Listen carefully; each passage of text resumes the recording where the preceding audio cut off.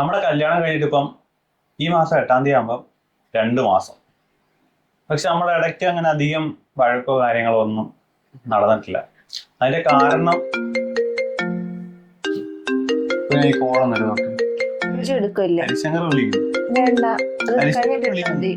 ഇത് പറ, ഹരിശങ്കർ ഇത് വിളിക്കും. പറ, എന്നിട്ട് എടുക്കാം.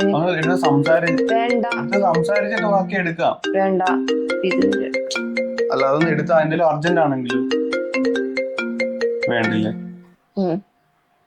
അപ്പൊ നമ്മൾ പറഞ്ഞു വന്നത് എന്തായിരുന്നു?